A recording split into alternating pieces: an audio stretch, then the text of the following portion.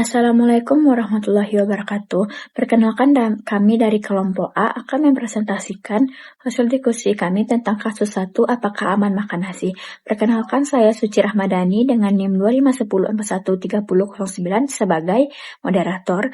Anggota kelompok saya yaitu Fahira Salsabila, Resna Aulia Najmi, Haknasi Elmon, Raisa Lutfi Putri, dan Meisya Rahmawili. Pendahuluan. Arsen adalah unsur alami yang ditemukan terutama di kerak bumi. Beberapa orang terkena paparan arsen tingkat tinggi dalam pekerjaan mereka atau di dekat lokasi limbah berbahaya atau di beberapa daerah di negara di mana ada tingkat arsen yang tinggi di sekitar tanah, batu, atau bahkan air. Paparan sejumlah kecil arsen dapat menyebabkan perubahan warna kulit, dan paparan jangka panjang telah dikaitkan dengan tingkat yang lebih tinggi dari beberapa bentuk seperti kanker. Paparan yang berlebihan dapat menyebabkan kematian.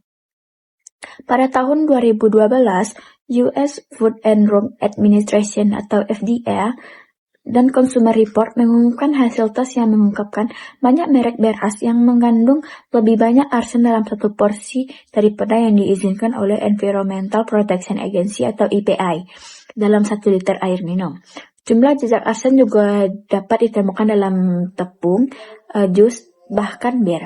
Awal tahun itu, sebuah penelitian yang dilakukan di Dartmouth College mendeteksi arsen dalam sereal, batangan, dan susu formula.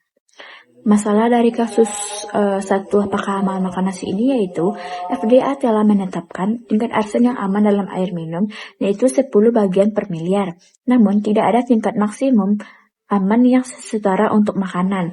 Misalkan, FDA telah melakukan studi ekstensif untuk menentukan apakah mengeluarkan peringatan tentang konsumsi beras.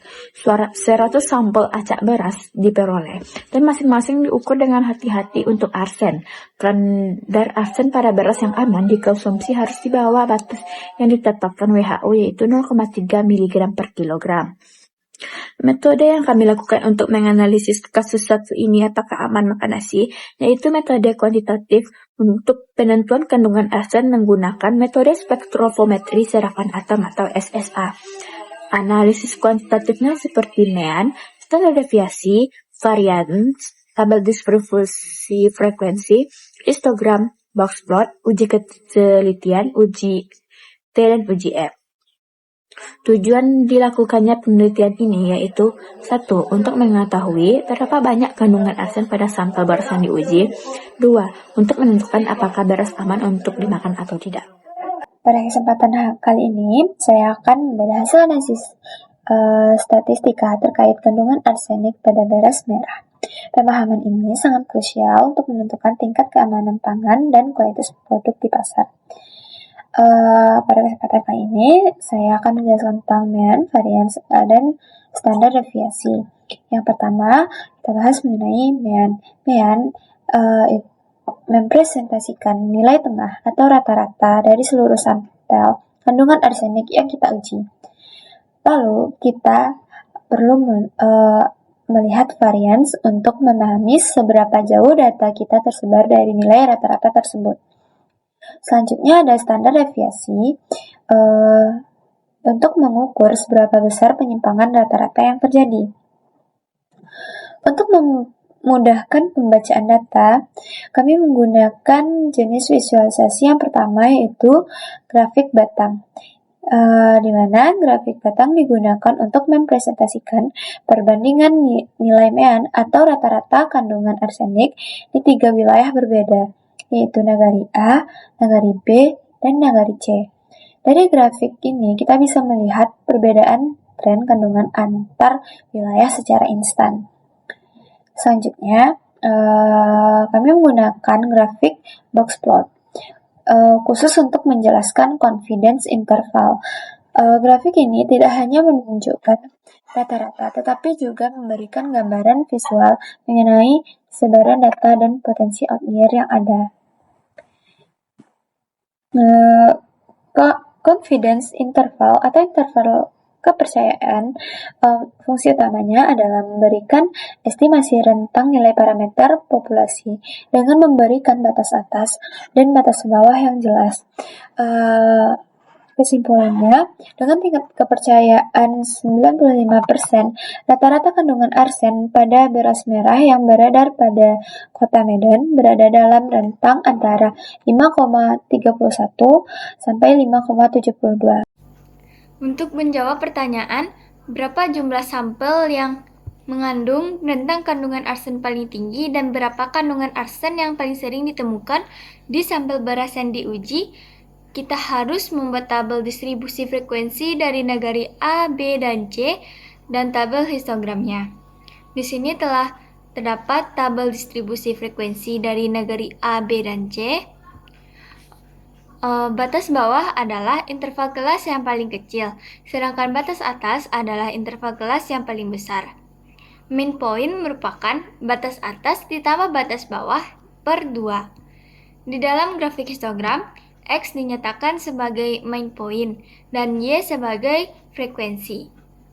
Dari tabel histogram dapat dilihat mean point yang paling tinggi adalah 5,11, yaitu 15 sampel. Jadi kita dapat menjawab pertanyaan, sampel yang mengandung rentang paling tinggi yaitu di 6,65 sampai 7,68 yang berjumlah 9 sampel, dan rentang kandungan arsen yang paling sering ditemukan pada kelas interval adalah 4,59 sampai 5,62 dengan jumlah 15 sampel. Selanjutnya yaitu hipotesis. Hipotesis adalah dugaan atau pernyataan sementara yang dibuat sebelum penelitian dilakukan, yang kebenarannya masih perlu dibuktikan melalui data dan analisis statistik. Dalam penelitian ini, hipotesis yang digunakan untuk mengetahui pengaruh sumber air terhadap kandungan arsen.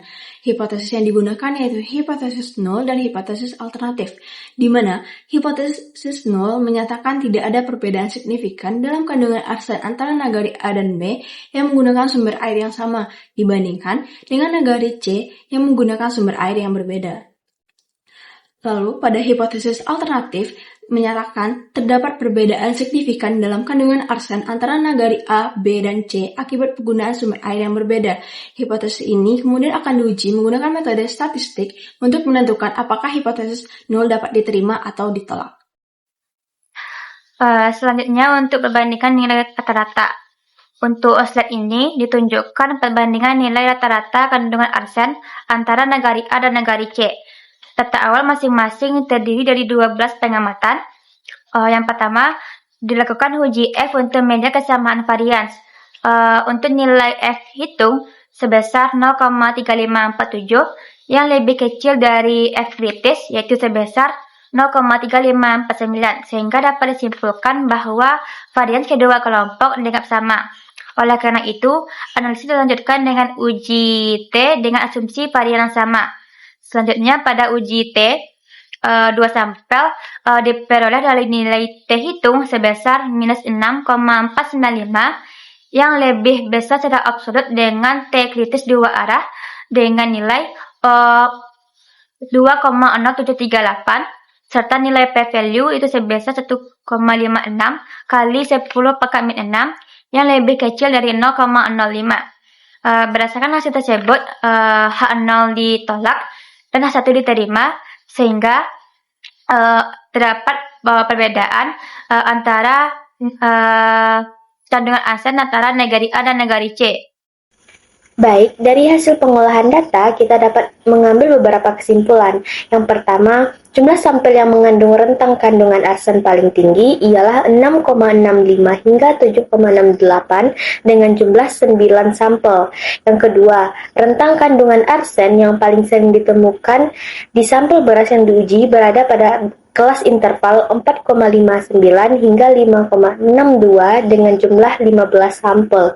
Yang ketiga, kadar arsen pada beras yang aman dikonsumsi harus di bawah batas yang ditetapkan WHO, yaitu 0,3. Sehingga kandungan arsen pada beras di Kota Medan masih tergolong kecil. Dapat disimpulkan jika beras di Kota Medan aman untuk dikonsumsi. Namun, ada korelasi antara konsumsi nasi dengan beberapa penyakit terkait seperti obesitas dan diabetes tipe 2. Perlu diperhatikan bahwa variasi pola konsumsi nasi serta jenis nasi-nasi yang dikonsumsi dapat mempengaruhi risiko kesehatan. Selanjutnya ada saran agar kita terhindar dan mengurangi kadar arsen. Yang pertama, variasikan sumber karbohidrat agar tidak bergantung hanya pada nasi. Yang kedua, pilih beras dari daerah atau merek yang aman dari arsen. Yang ketiga, cuci beras dan masak dengan banyak air untuk mengurangi kadar arsen. Yang keempat, perhatikan sumber arsen lain seperti air minum dan makanan laut. Yang kelima, konsumsi banyak antioksidan dari buah dan sayur untuk membantu menetralisir racun. Yang keenam, jika tinggal di daerah terkontaminasi, gunakan air bersih dan pertimbangkan konsumsi beras impor.